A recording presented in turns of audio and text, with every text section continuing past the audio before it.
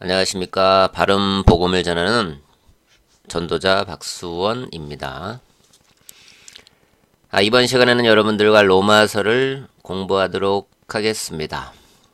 로마서를 이렇게 여러분들과 공부하게 돼서 참으로 기쁘게 생각합니다. 진작에 로마서에 대한 강의를 설교를 하려고 했었는데 이렇게 늦게 하게 돼서 유감스럽지만 이 로마서를 여러분들과 공부를 하게 돼서 정말 너무나 기쁜 마음 주체할 길이 없습니다. 자, 이 로마서는 야고보서와 반대로 오직 믿음으로 말미암아 하나님의 은혜로 구원받는다고 기록된 복음서입니다. 자, 아직까지도 수많은 사람들이 그리고 말씀을 전한다는 사람들이 성경을 보거나 읽거나 들을 때에 말씀들이 상반되는 경우를 많이 보게 되죠. 특히 야고보서와 갈라디아서, 로마서, 히브리서, 마태복음, 사도행전 15장 전에 이러한 말씀들이 로마서나 갈라디아서, 그 다음에 사도 바울은 14권의 서신서를 신약성경을 쓴 저자이기도 한데, 이러한 오직 믿음으로 말미암아 하나님의 은혜로 구원받는다는 이런 말씀에, 진리의 말씀에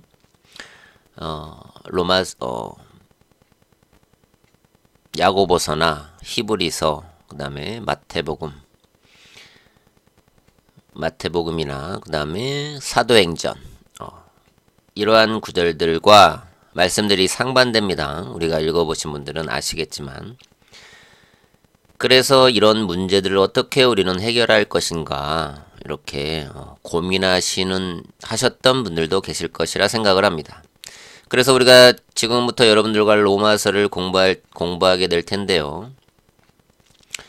이렇게 말씀들이 상반되는 구절들을 우리가 보게 될 때에 우리가 정확한 그 말씀을 구별하는 그러한 기준이 없기 때문에 우리가 그 말씀들을 보게 될 때에 혼동이 되고 기준을 잡지 못하는 그런 결과가 초래하게 되는 것입니다.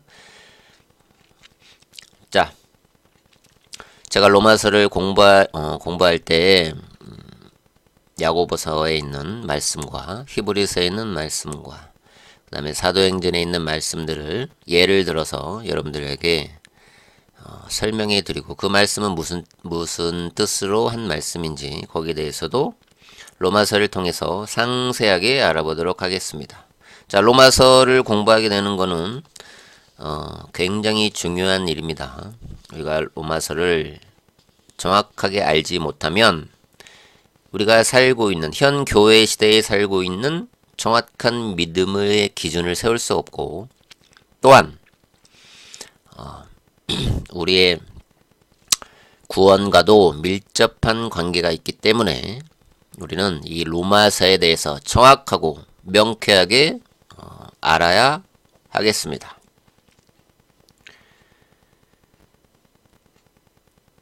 자, 여러분들도 교회를 다니시면서 그리고 믿음 생활을 하시면서 의문이 가셨을 거라 생각을 합니다. 어떤 곳은 행위로 구원을 받는다, 행위도 필요하다, 구원을 받는데, 그리고 어떤 것은 아니다, 오직 믿음으로 구원을 받는 것이다, 이렇게 의견이 엇갈립니다. 그쵸? 그리고 전하는 사람들에게도 의견이 엇갈립니다. 그런데 제가 여기서 구원에 대해서 제가 지금 말을 하고 있는데, 저는 구원을 받기 위해서 어떠한 행위도 필요 없다, 구원 받는 조건에 대해서 말하고 있는 것입니다. 우리가 구원을 받았기 때문에 예수님이 나 같은 죄인을 위해서, 나 같은 죄인도 구원해 주셔서 그것이 감사해서 이웃들에게 예수님에게서 나에게 주신 그 사랑을 전하는 거고, 그 다음에 불쌍한 사람들이 보이면 측은한 마음에 도와주고 싶은 마음이 생기고, 그리고 선을 행하고 착하게 살려고 하고 하나님의 말씀에 순종하는 삶을 살려고 한다는 것이지, 그러나 이러한 것들이 구원을 받는 조건에 해당이 된다는 것이 아닙니다. 구원 받았기 때문에 감사해서 이러한 일들을 행하는 것이지, 그러나 구원을 받은 그리스도인들도 육신을 사탄에게 억압돼 버리면, 그리고 죄를 계속 반복해서 짓게 되면 사탄이 그 틈을 타고 들어오는데, 그래서 구원받고 살고 있었던 그리스도인들도 육신은 사탄에게 쓰임받게 된다는 것입니다. 자기 자신도 모르게. 그러나 구원은 그대로 유지가 됩니다. 자, 저는 로마서를 여러분들과 공부했을 때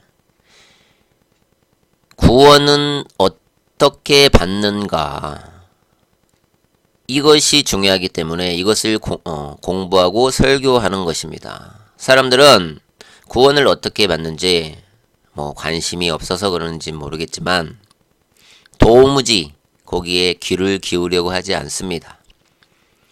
참 이상한데, 성경을 우리가 믿음 생활을 하고 교회에 나가고 말씀을 듣고 인용하고 그 삶을 살아가려고 하는 사람들이 구원은 어떻게 받는지에 대한 관심이 없다는 것이, 참 이게 어떻게 설명해야 될지 모르겠는데, 일단 구원을 받아야 합니다. 성경에는 분명히 구원을 어떻게 받는지 정확한 교리로, 정확한 말씀으로 기록해 놓았습니다. 일단 우리가 무엇을 하든지 구원을 받고 살아야 된다는 것입니다. 그래서 로마서를 공부하는 것이 이렇게 중요한 것입니다. 자, 지금부터 로마서를 공부할 텐데, 우리가 이러한 혼란을 불식시키고 잠재우기 위해서 제가 로마서 강해를 준비했습니다. 우리가 여러분들과 먼저 로마서를 들어가기 전에 우리가 인지해야 될 사항이 있는데, 자, 잘 생각해 보시기 바랍니다. 이 세상에 지금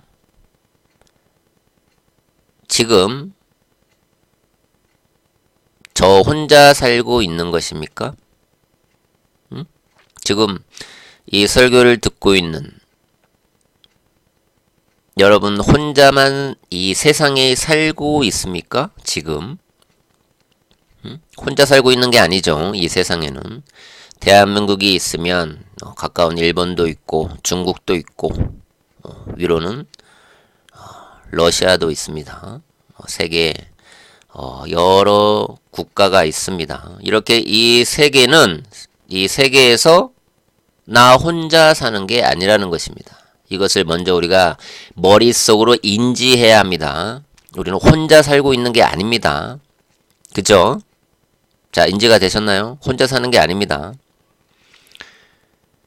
자, 성경은 그래서 성경 66권은, 구약에서 신약까지 66권은 나 혼자에게만 쓰여진 성경이 아니라는 것입니다. 자, 이해가 되시나요? 성경 66권의 모든 말씀은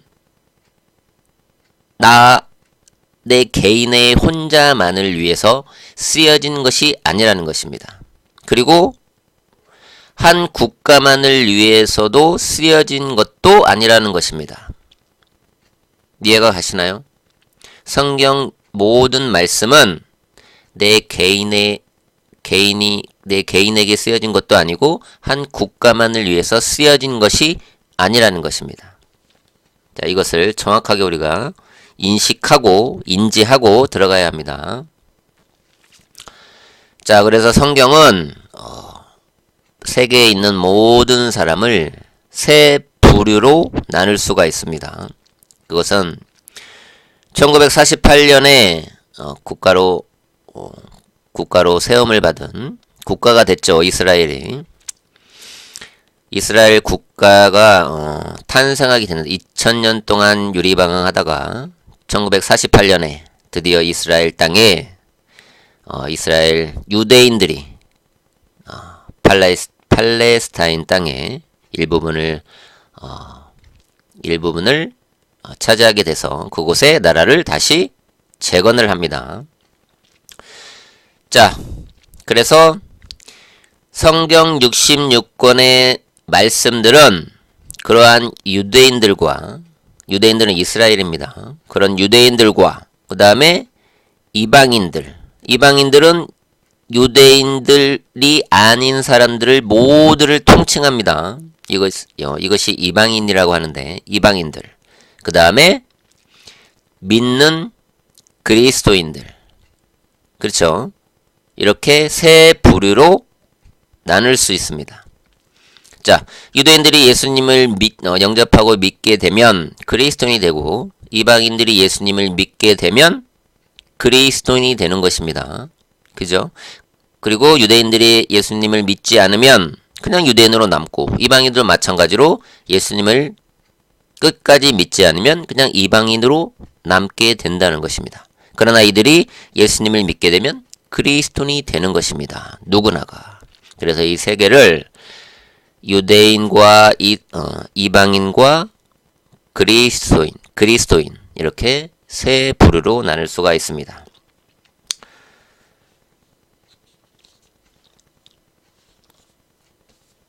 자, 그래서 이 세상에 있는 모든 사람들은 이 셋 중에 어느 부류에 포함이 된다는 것입니다. 그래서 우리가 성경을 읽거나 보거나 들을 때 그 내용과 정황들을 정확히 이해하려면 무엇보다도 먼저 누가 이 복음서를 썼느냐. 모세오경은 모세가 썼죠. 그 다음에 우리가 누가복음, 마태복음 쭉 신약 서신서들이 쭉 기록이 되는데, 요한복음이나 요한계시록이나 다 저자들이 있습니다. 이 복음서는 누구에게 썼느냐, 이것을 또한 우리가 인지하고 말씀들을 보고 듣고 읽어야 한다는 것입니다. 그죠? 우리가 누구에게, 요즘에 핸드폰들이 보급이 정말 많이 돼서 요즘에는 문자로 많이 보내는데, 편지를 쓰거나 문자를 보낼 때 내가 누구에게 보내는가, 이렇게 그 상황이 정리가 된다는 것입니다. 누가 누구에게 보내는 문자고 편지냐. 복음서도 마찬가지입니다. 누가 누구를 위해서 기록한 복음서인지 이거를 우리가 명확하게 알고 이 말씀을 적용해야 하는데, 그렇지 않고 성경에 있는 모든 말씀을 자신에게 다 적용을 해버리니 성경 말씀이 이렇게 로마서와 그 다음에 야고보서가 서로 두 서신서는 극명하게 대치가 됩니다. 야고보서는 행위에 대한 믿음을 강조하고 있고, 로마서는 갈라디아서는 아니다, 오직 믿음으로 하나님의 은혜로 구원받는 것이다, 이렇게 상반되는 교리를 가르치고 있기 때문에 우리가 이 진리의 말씀을 올바로 나누기 위해서는 이 서신서는 누구에게 쓴 서신서냐, 누구에게 말한 것이냐, 이것을 정확히 알고 성경을 보거나 읽거나 들어야 한다는 것입니다.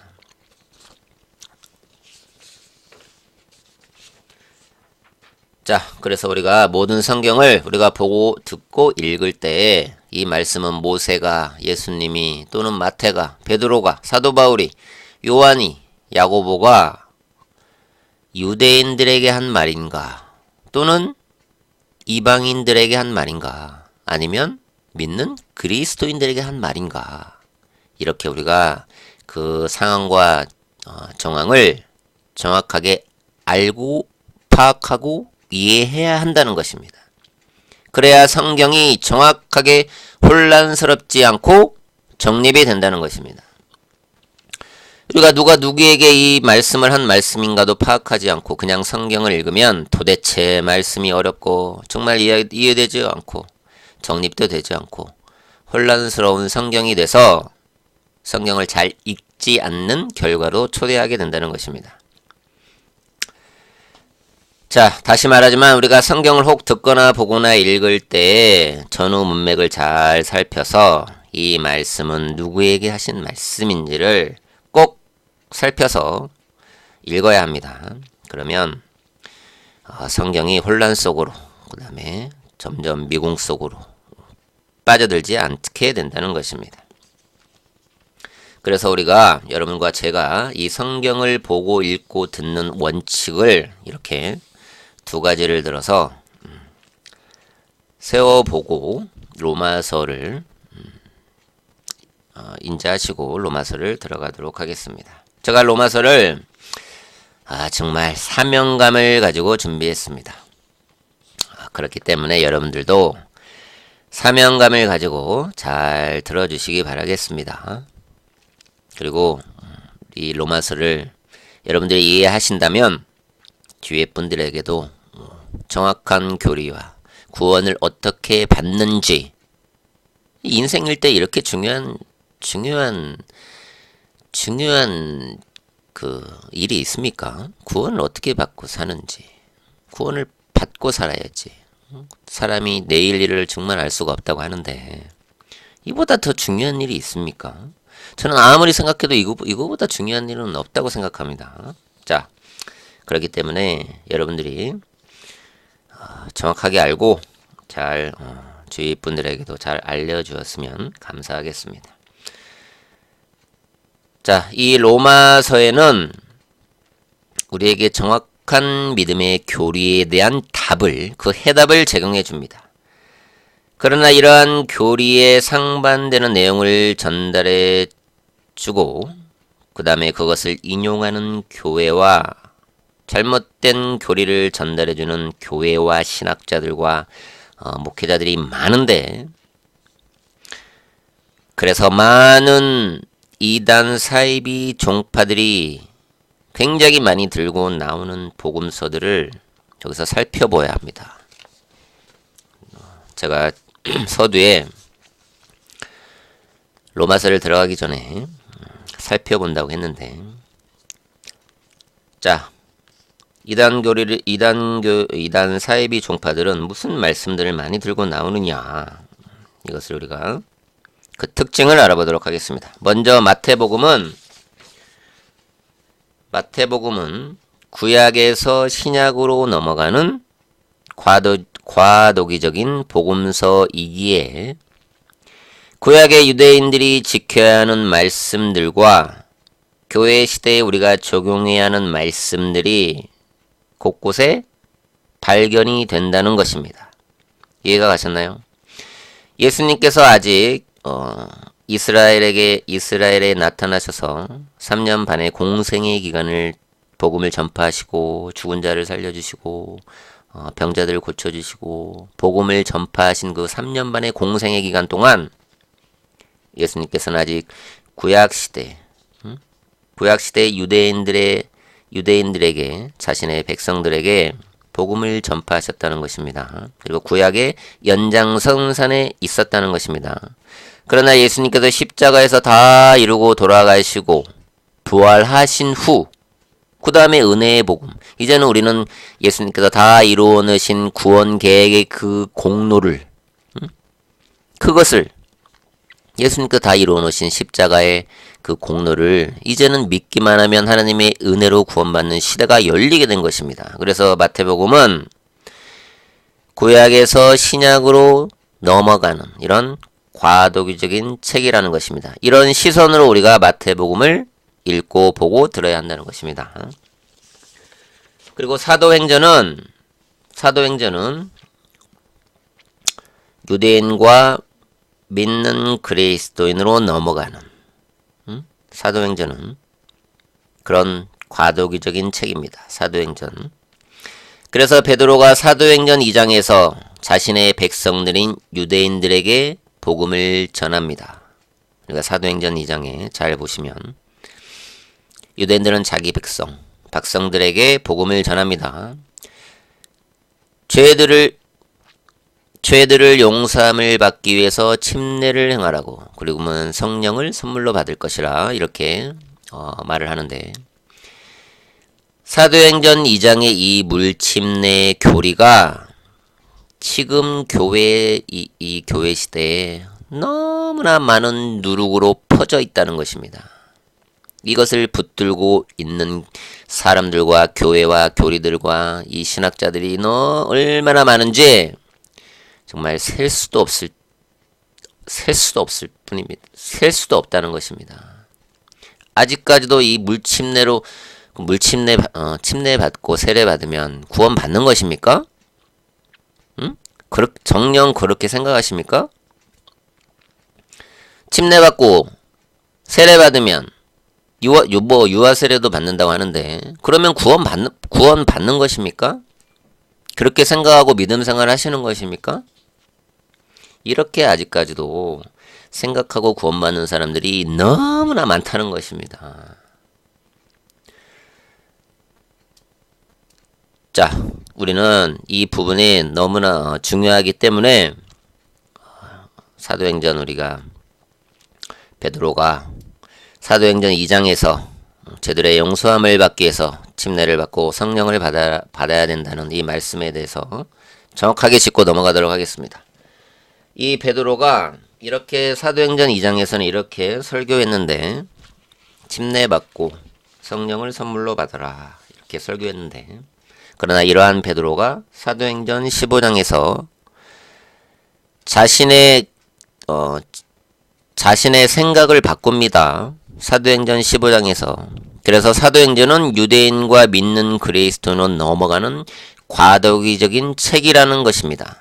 과도기적인 서신서라는 것입니다. 자, 제가 사도행전 15장 읽어보도록 하겠습니다. 유대에서 내려온 어떤 사람들이 형제들을 가르치며 말하기를, 너희가 모세의 율법에 따라 할례 받지 않으면 구원을 받을 수 없노라고 하더라. 자, 1절에서 유대에서 어떤 사람들이 믿는 형제들은 믿는 형제들을 가리키는데 말을 합니다.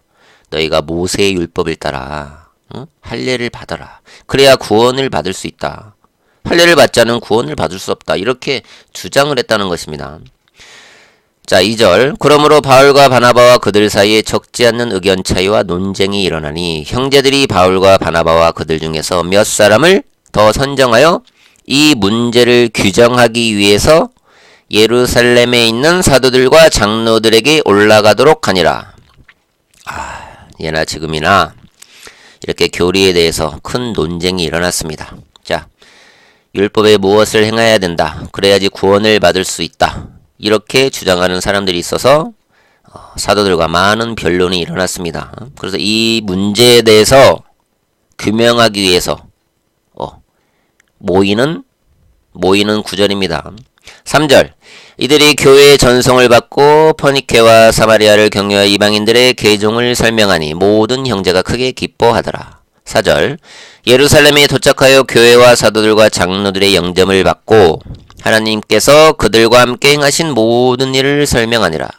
그러나 바리새파에서 믿는 몇 사람이 일어나서 말하기를, 여기 5절. 바리새파.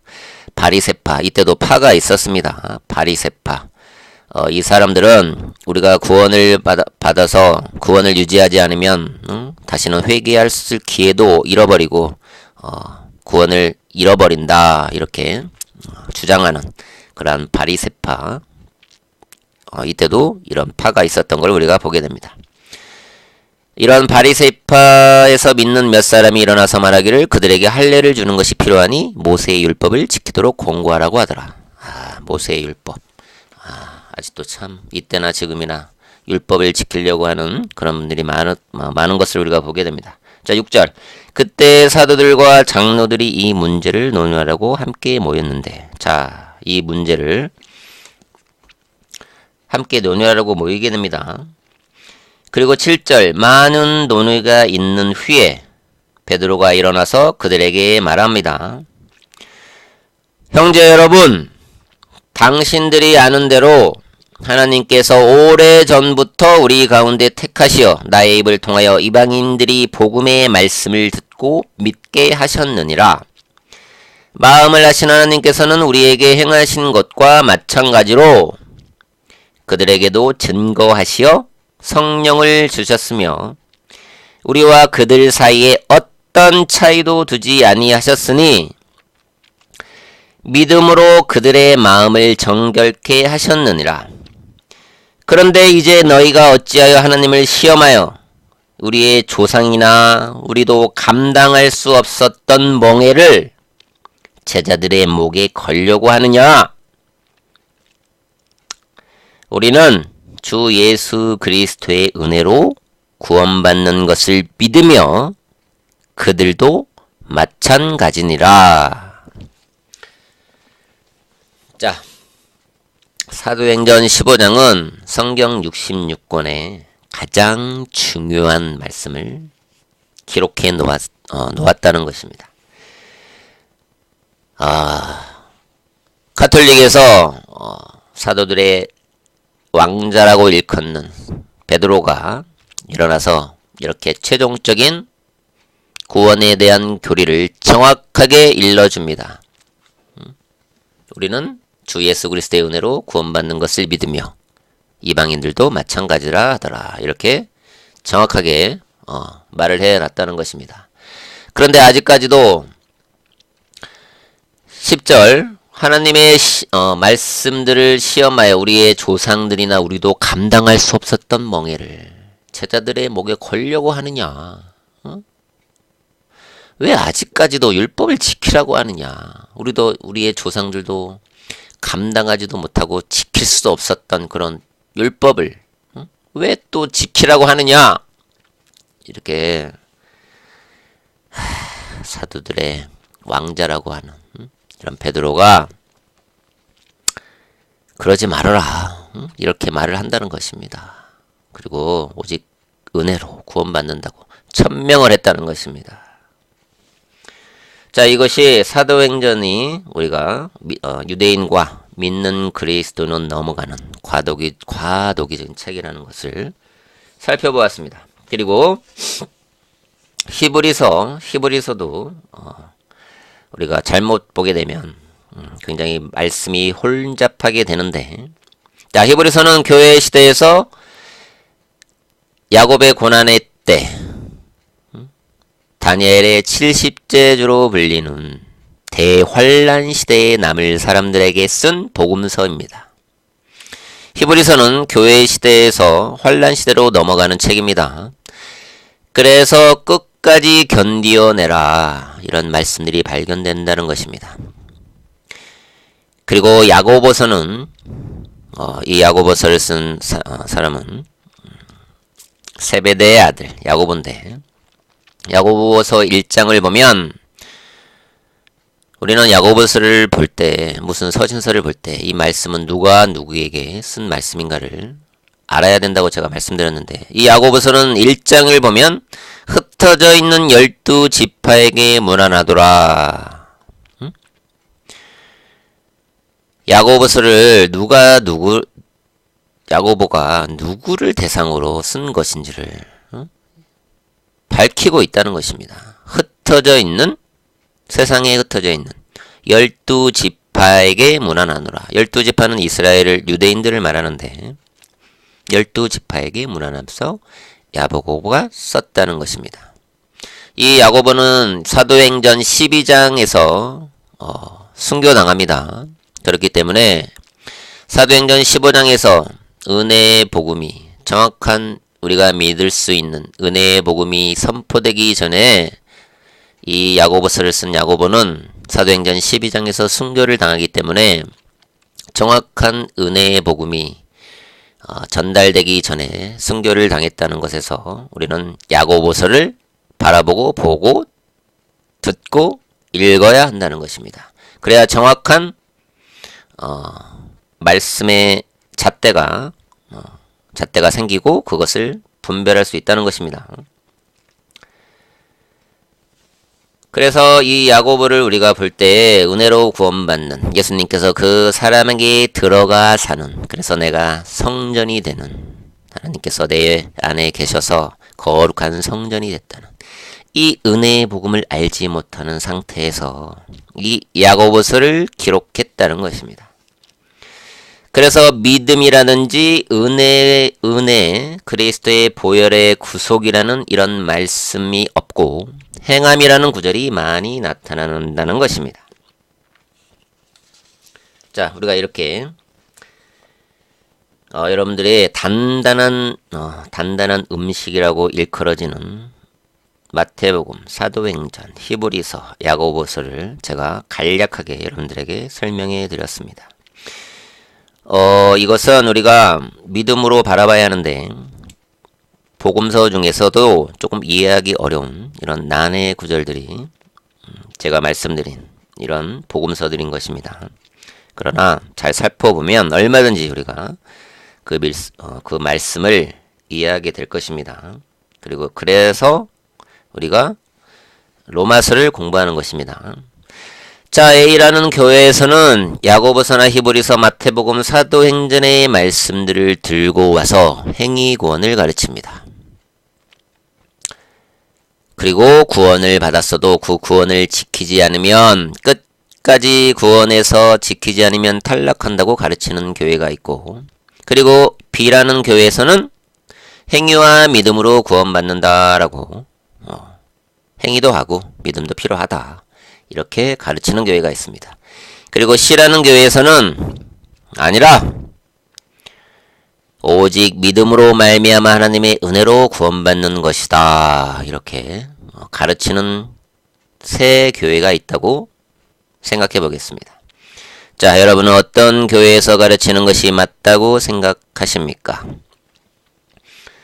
그리고 어떤 교회를 선택해서 다니실 것입니까?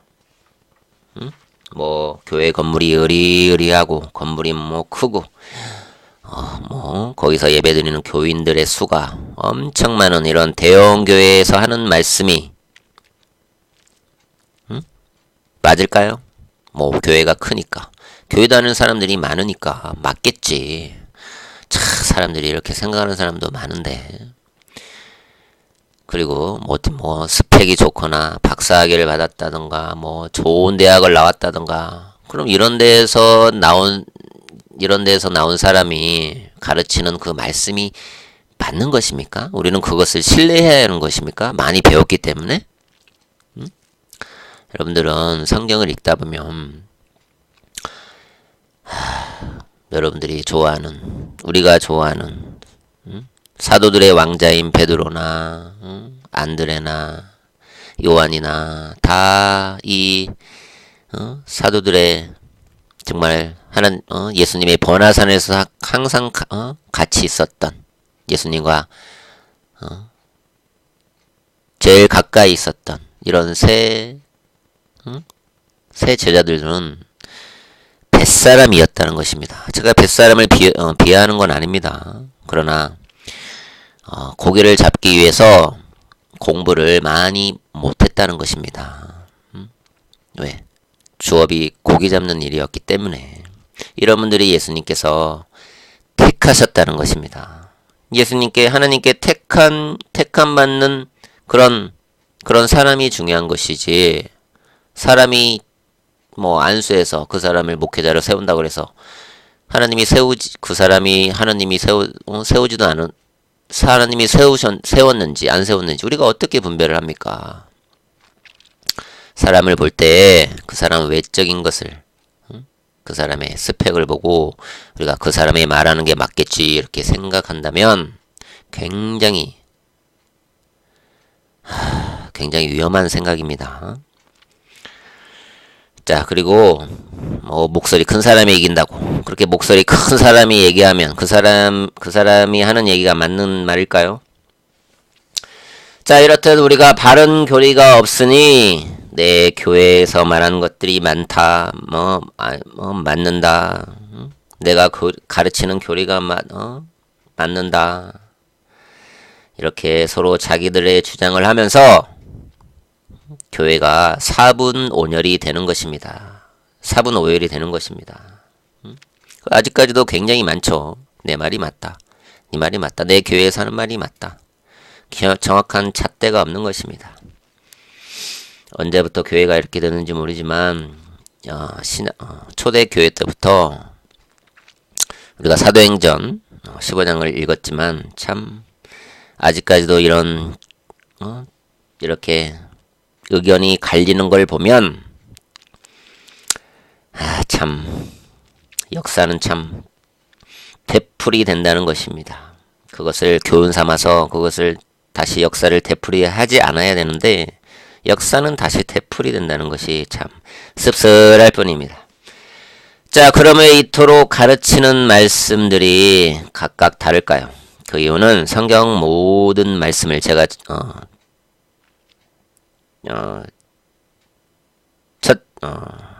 첫 구절에 말씀드렸듯이 성경에 있는 모든 말씀을 자신에게 다 적용하기 때문에 이 세상에 이 세계에 나 혼자 사는 게 아닙니다. 믿지 않는 사람도 있고 저 유대인들, 이스라엘 유대인들이 있다는 것입니다.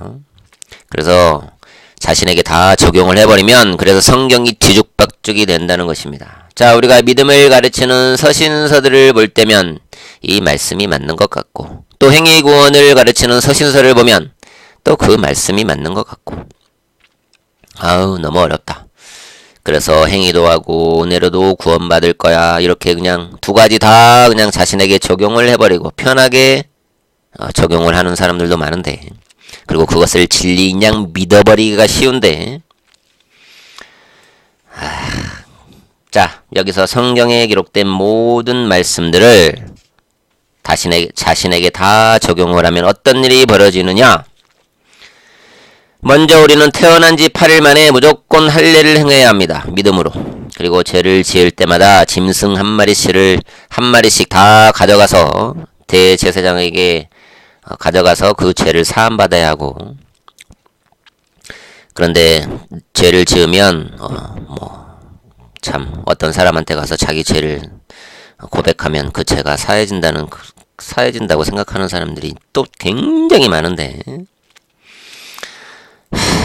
우리 죄는 예수님께 고백해야 합니다. 예수님께 회개하는 게 아닙니다. 고백하는 것입니다.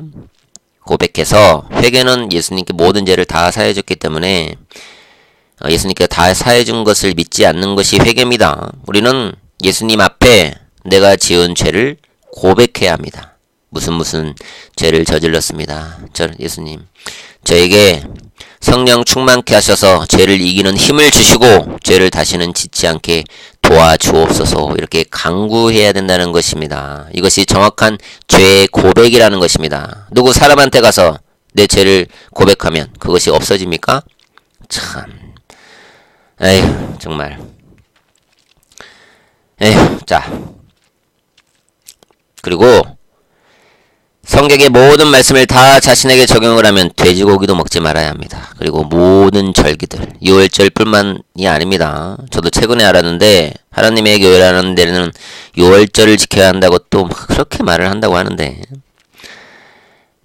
자, 유월절, 초막절, 안식일, 무교절, 초실절, 대속죄일, 칠칠절, 나팔절 이런 모든 절기들을 다 지켜야 하고 그 다음에 11조도 정확하게 해야 되고 십계명도 정확하게 지켜야 하고 사람이나 부모를 죽이면 반드시 죽여야 하고 안식일에는 불도 피워서는 아니 되고 악성 피부염에 걸린 사람은 자신이 입었던 옷을 찢고 머리를 풀어야 하며 밖에 나가서 부정하다 이렇게 외쳐야 하고 이혼한 아내를 다시 아내로 맞아들여서는 안 되고 너무나 많기 때문에 다 여기서 율법의 613가지를 다 얘기할 수는 없습니다. 이런 것들 다 행해야 합니다.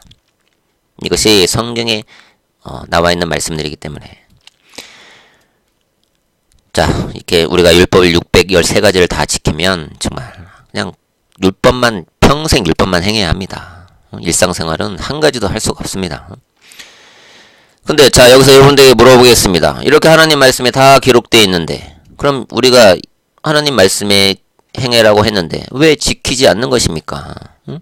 왜? 하나님께 성경 말씀에 기록되어 있는데 왜 안 지킵니까? 응? 다 기록되어 있는데 지켜야 되지 않습니까? 응?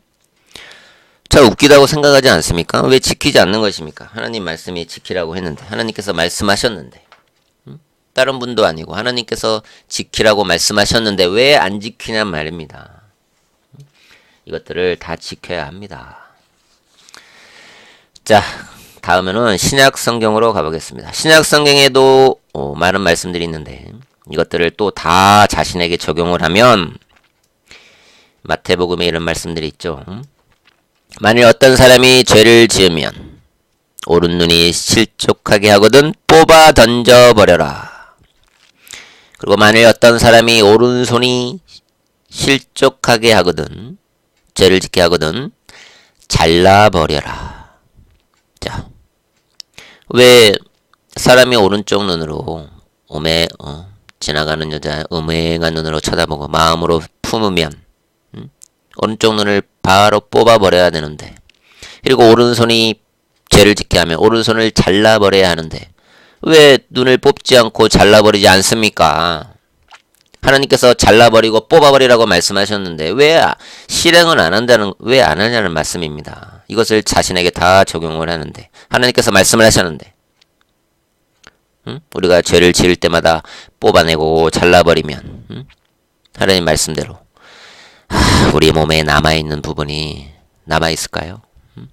남아있을까요? 다 뽑고 잘라버리면 뭐가 남아있을까요? 벌써 애초에 죄를 인지했을 나이에 우리는 벌써 다 이 세상이 내 몸이 남아나지 않았었을 것이라는 것입니다. 자 그리고 행위구원을 설교하는 사람들이 히브리서나 야고보서를 들고 나오는데 먼저 히브리서 6장도 한번 살펴보겠습니다. 한번 깨우침을 받고 히브리서 6장에 이런 말씀이 있습니다. 한번 깨우침을 받고 성령의 동참자가 되고 하나님의 선한 말씀을 맛본 자들이 떨어져 나간다면 다시 새롭게 할 수 없고 회개도 시킬 수 없다라고 하시는 말씀이 있습니다. 그래서 이 말씀을 듣고 이 말씀 들어봐라. 믿는 성도가 구원을 유지하지 못하면 구원을 잃어버린다. 그리고 다시 회개할 수도 없다. 굉장히 무시무시한 말씀이 있습니다. 그리고 히브리서 10장에도 보면 이는 우리가 진리의 지식을 받고도 고의적으로 죄를 지으면 대적하는 자들을 집어삼킬 심판과 맹렬한 분노를 두려워하는 마음으로 기다리는 것만 남아있도다 이렇게 말씀합니다. 정말 무섭죠. 고의적으로 죄를 지면 심판받고 맹렬한 분노를 두려움으로 기다리는 것만 남아있다고 말을 하고 있습니다. 그리고 야고보서 2장에 보면 누가 믿음을 가지고 있다고 하면서 행함이 없다면 무슨 유익이 있겠느냐. 오 허황된 사람아 행함이 없는 믿음이 죽은 것인 줄 내가 알지 못하느냐. 영이 없는 몸이 죽은 것 같이 행함이 없는 믿음도 죽은 것이다. 이렇게 말하고 있습니다. 그래서 많이들 말하죠. 봐라 여기 이렇게 기록되어 있지 않느냐. 행함이 없는 믿음은 죽은 것이다. 이렇게 말하지 않느냐. 봐라 하나님께서 분명히 말씀하지 않았느냐. 이렇게 말들을 합니다. 그래서 우리는 이런 말씀들을 다 현재 있는 나에게 다 적용을 하고 살고 있습니다. 그리고 또한 구원받은 사람도 말씀의 기준에 잣대가 없기 때문에 명확한 교리를 설명해주는 사람들이 없기 때문에 혼동하고 살고 있는데 그래서 자신이 구원을 잃을까봐 죽을 때까지 두려워하며 전전긍긍하며 살고 살아야 하며 행위로 구원을 유지해야 하고 죄짓지 않기 위해서 우리가 죄짓지 않기 위해서 어떻게 합니까? 하나님께서는 마음으로 음욕을 품는 자마다 벌써 죄를 지은 것이나 이렇게 말씀하셨는데 그럼 우리는 어떻게 합니까? 죄를 짓지 않으려면 저기 머리 깎고 저기 산으로 들어가야 한다든지 아예 이 세상 밖으로 나가서 살아야 한다는 것입니다. 죄를 짓지 않으려고. 얼마나 죄를 짓지 않기로, 얼마나 하루 종일 죄를 짓지 않으려고 얼마나 스트레스 받게 살겠습니까? 죄를 짓지 않으려고. 사람이 육신을 입고 있는데 죄를 짓지 않을 수 있습니까? 그러면 죄를 짓지 않고 살 수 있다고 생각하는 사람이 있다면, 혹 그런 사람이 있다면 제가 당신을 정말 하나님이라고 인정해 드리겠습니다. 당신은 하나님이 된 것입니다. 자, 이 말씀들에 여러분은 어떻게 생각이 듭니까? 어떻게 생각이 드시나요? 하나님 말씀에 기록되어 있으니까 지켜야지. 네가 무슨 말을 하고 있느냐? 네 말은 틀렸다. 이렇게 말씀하실 것입니까? 자, 왜 많은 이단들과 분파에 있는 사람들과 사이비 종교들이 왜 우리가 구원받는 조건에 무엇인가를 이렇게 꼭 첨가하려고 하는 것입니까? 불순물을 왜 첨가하려고 하는 것입니까? 그냥 값없이 주신 하나님의 구원의 선물을 그냥 받기만 하면 될 것을 왜 이렇게 들고 나오는 것입니까? 자, 이것에 대해서 우리는 로마서 8장을 살펴보도록 하겠습니다. 로마서 8장. 너희는 다시 두려워하는 종의 영을 받지 아니하고 양자되는 영을 받았으므로 그에 따라 우리가 아버지라 부르짖느니라. 자, 이 구절에 보면 두려워하는 영을 받은 사람과 양자되는 영을 받은 사람이 나타납니다. 자, 잠깐 살펴보겠습니다. 자, 사탄이 주는 종의 영을 받은 사람은 구원의 즐거움을 빼앗기는데요. 그래서 구원받은 사람하고 다르게 우리는 구원받는 사람들은 은혜에 감사해서 아주 기쁜 마음으로 자유하게 살아가고 자기의 마음에 고난 중에도 이 마음에 참 기쁨이 있습니다. 그래서 가끔씩 내 마음에 울려 펴지는 그 기쁨을 마음에 품고 살아가고 있는데 반해서 종의 영을 받은 사람은 자신이 예수님을 믿으니까 이렇게 생각하고 선한 삶을 살아가고자 하고 긍정적인 생각을 해야 하고 그리고 긍정적으로 이 세상을 바라보고 그리고 자신이 무엇을 베풀고 착하게 살아가려고 노력하고 그리고 율법에 무엇을 한 가지라도 지키려고 하고 자기의 의를 나타내려고 한다는 것입니다. 그리고 그것을 열심히 행한다는 것입니다. 우리가 여기서 알 것은 사탄은 우리에게 의무감에 매여서 신앙생활을 하게 만드는데 이것은 마치 수도원에서 생활을 하려면 고행훈련을 해야 하듯이 그렇게 신앙생활을 하게 만든다는 것입니다. 이것이 종의 영을 받은 사람들의 특징입니다. 마태복음 9장에서도 세례 요한의 제자들이 예수님께 나와서 묻는데 예수님, 바리새인들과 세례 요한의 제자들인 우리들은 규례에 따라서 금식을 하는데 어찌 예수님은 제자들에게 금식을 시키지 않습니까? 이러한 물음에 예수님께서 대답하시죠. 결혼식 때 신랑의 친구들이 신랑과 함께 있을 때 슬퍼하느냐? 기뻐하느냐? 슬퍼하느냐? 기뻐하느냐? 결혼식 때 신랑의 친구들이 신랑과 함께 있는데 슬퍼하느냐? 기뻐하느냐? 이렇게 묻는데 우리가 결혼식 때 신랑과 함께 있는데 막 슬퍼하고 막 이렇게 슬퍼하고 있습니까? 기뻐하죠. 당연히 기뻐하죠. 그래서 우리는 내 안에 계신 예수님이 계시기에 기뻐한다는 것입니다. 그러나 종의 영을 받은 사람들은 예수님께서 내 안에 계신지도 모르고 살기 때문에 두려워하는 것입니다. 즉 구원받지 못한 것입니다. 성령이 내 안에 계시면 맨날 희죽희죽 웃고 다닌다고 구원받는 게 아닙니다. 잔잔한 믿음, 흔들리지 않는 믿음, 그리고 고난 중에도 찾아오는 내 안에 참 기쁨을 가지고 사는 사람들이 진정 구원을 받고 산다는 것입니다. 그러나 종의 영을 받은 사람들은 자신의 안에 성령을 받지 못했기 때문에 자신이 예수님과 함께 영원히 동행한다는 삶을 사는 것을 모르기 때문에 두려워하고 자신이 뭔가를 해야만 안심을 한다는 것입니다.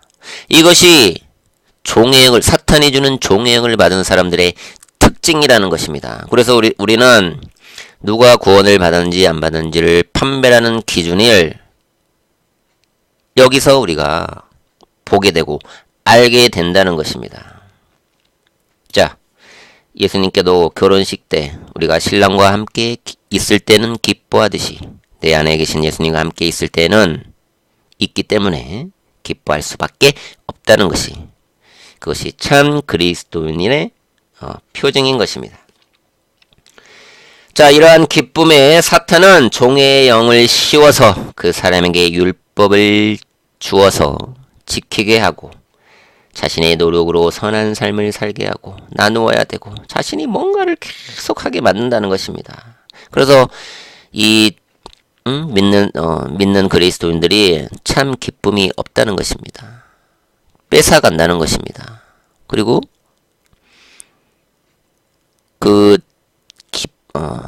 그것을 믿지 못하게 해서 제가 지난 시간에 말씀드렸듯이 그 사람을 억압해 버립니다.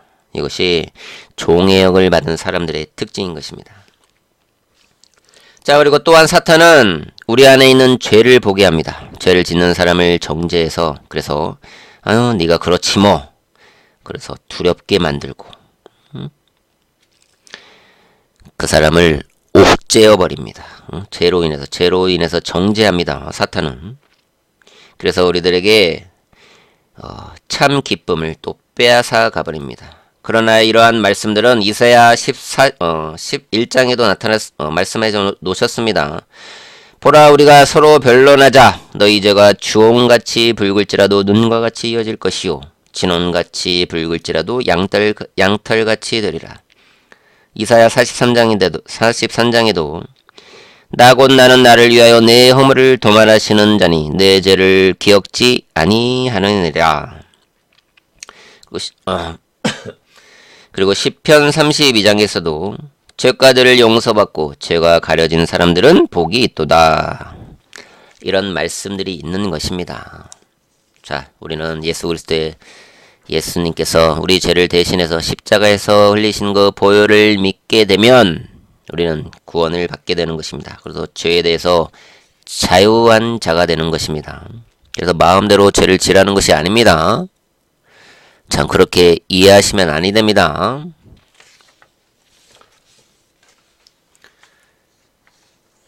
자, 그리고 그러나 양자의 영을 받은 사람들은 우리가 구원을 잃어버릴까봐 무엇을 행하지 않고 걱정하지 않고 우리가 구원을 받았기 때문에 기쁨으로 삶을 살고 기쁨으로 이웃들에게 좋은 일을 행하려고 하고 이런다는 것입니다. 구원을 받았기 때문에 구원받기 위해서 그런 일들을 하는 게 아니고, 제발 좀 듣기 바랍니다. 그리고 판별하시고 이해하시기 바랍니다. 어떤 행위로도 필요 없는 것입니다. 율법에 어떤 것도 필요하지 않다는 것입니다.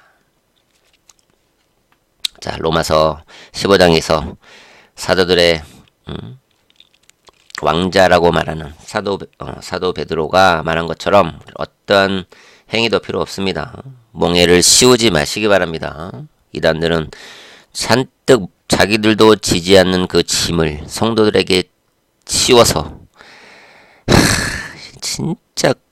진짜 거짓 목자들 많습니다. 자신들도 율법 지키지 않으면서 그 율법의 굴레를 씌워서 지키라고 합니다. 이런 사이비 목자들이 너무나 많습니다. 거기서 우리는 나와야 합니다. 절대 그곳에서 발을 드러놓지도 말아야 합니다. 자, 우리는 로마서를 통해서 우리가 종의 영을 받고 사는지 양자의 영을 받고 사는지 명확하게 알게 될 것이라는 것을 확신합니다. 그래서 여러분들이 귀를 쫑긋 세우고 로마서를 경청해 주셔야 합니다. 자, 로마서는 AD 58년경에 사도 바울에 의해 기록되었습니다. 이 기록자가 누구인가가 매우 중요한데요. 사도 바울이 쓴 복음서들의 특징은 교회가 완성되고 신학적 교회에 대한 내용이 잘 정확한 교리들이나 그러한 내용들이 사도 바울을 통해서 충분히 계시된 상태에서 기록된 복음서들이므로 신학 교리의 정확한 기준을 알 수 있고 또한 교회 시대에 살고 있는 우리들에게 명확한 교리를 제공하여 주는데 이것이 사도 바울이 쓴 복음서들의 특징입니다. 따라서 우리가 로마서를 공부할 때 로마서를 공부하면서도 우리가 야고보서와 로마서의 사이에서 갈등한다거나 행위냐 믿음이냐 이 사이에서 아직도 혼동하고 갈등하는 사람들이 혹 있다면 이러한 사람들은 로마서를 공부하거나 제대로 가르치는 사람들이 아니라는 것입니다. 자, 거기에서 나와야 합니다. 로마서는 철저하게 신학적인 교리로 가득한 책이기에 현 교회 시대의 영광의 복음서임을 우리가 알고 공부에 들어가도록 하겠습니다. 500년 전에 마틴 루터가 믿음으로 사람이 의롭게 되는 것을 깨닫고 종교개혁을 단행했는데 그 복음서가 로마서 갈라디아서입니다. 이 마틴 루터가 종교개혁을 일으켰는데 사람이 구원받는 데에는 믿음으로 말미암아 하나님의 은혜만이 필요할 뿐 그 어떤 것도 여기에 덧붙일 필요가 없다는 것을 알고 종교개혁을 단행했다는 것입니다. 이것이 로마서 갈라디아서인 것입니다. 그래서 우리가 처음에 제가 추천드리는데 강력 추천드리는데요. 우리가 성경을 읽을 때 요한복음을 먼저 읽으시고 그 다음에 정확한 교리를 확립을 해야 되는데 로마서, 갈라디아서를 읽으라는 것입니다. 이해가 될 때까지 읽으라는 것입니다. 자, 로마서의 저자는 사도 바울입니다. 우리가 사도 바울에 대해서 자세히 알아야 하는데 사도 바울은 로마서 15장에서 자신을 소개합니다. 이는 나로 이방인들을 위한 예수 그리스도의 일꾼이 되게 하시오.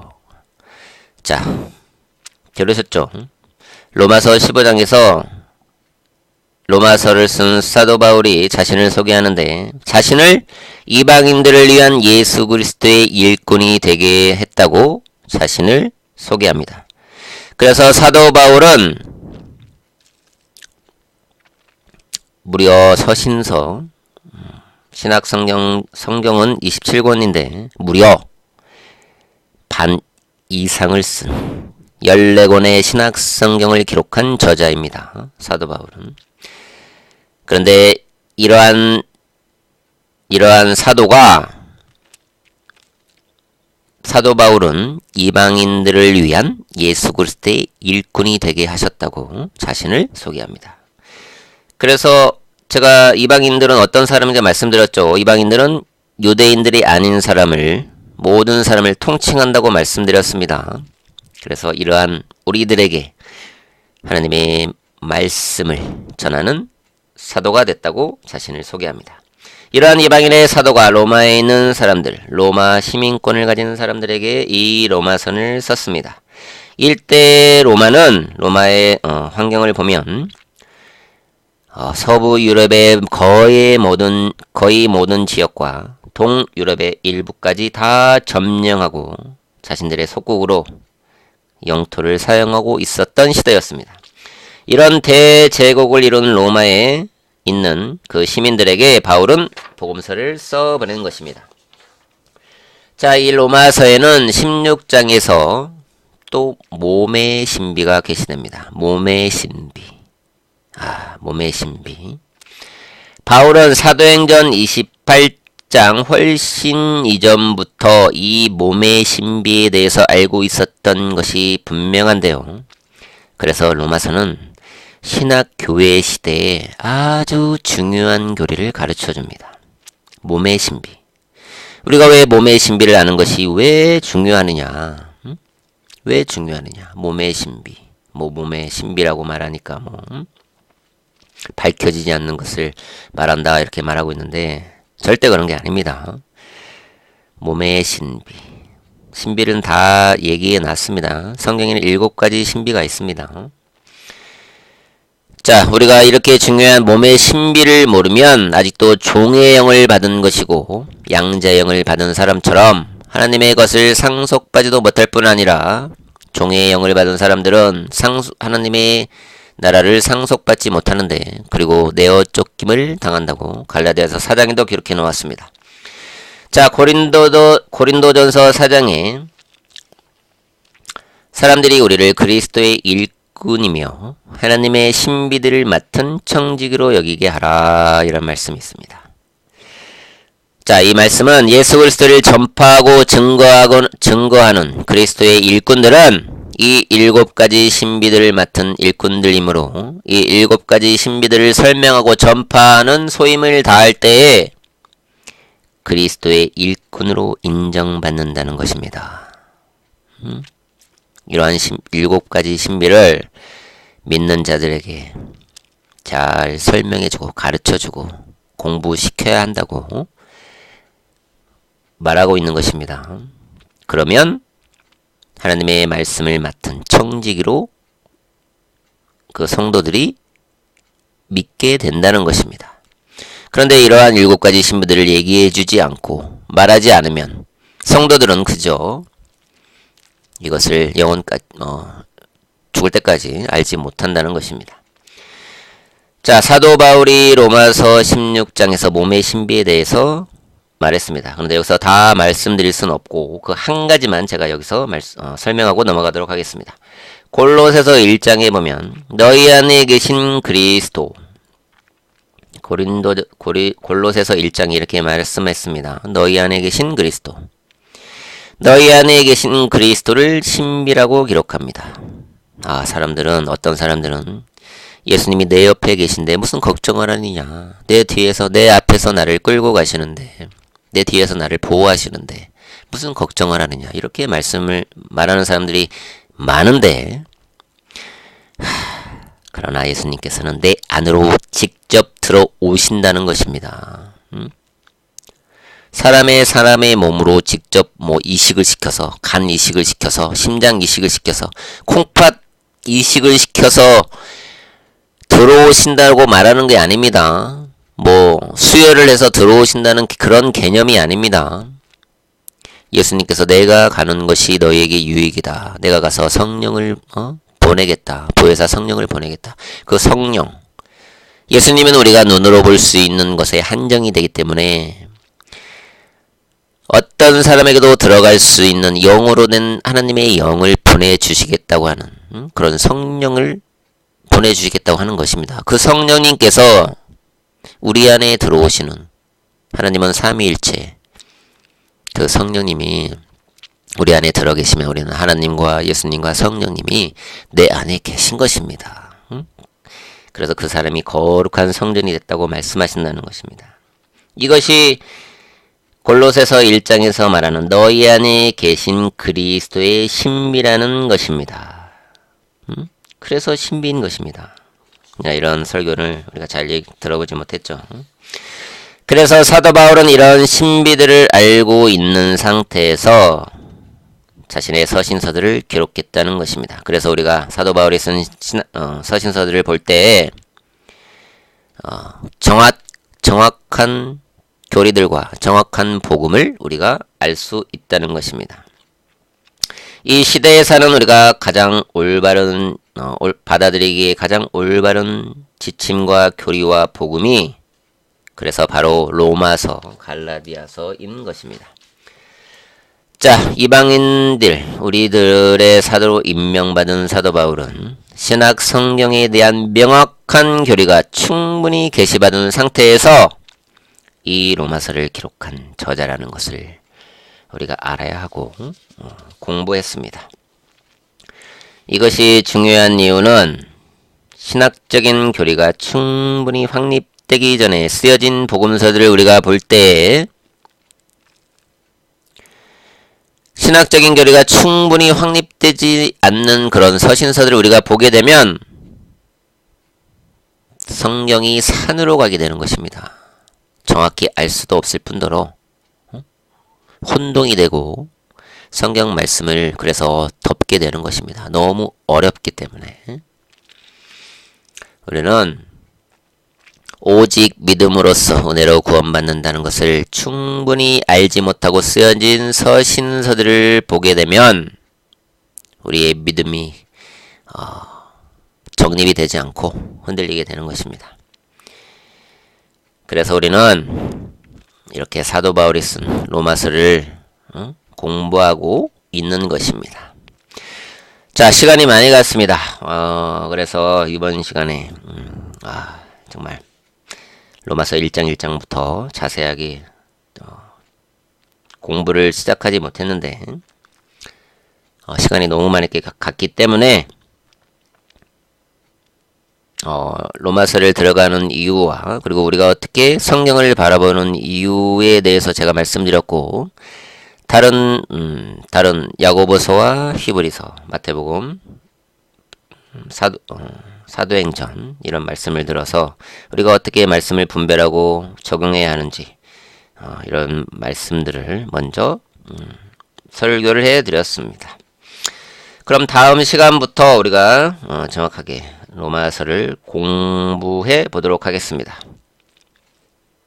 자, 다음 시간까지 기대해 주시고 기다려 주시기 바라겠습니다. 자, 감사합니다. 고맙습니다. 감사합니다.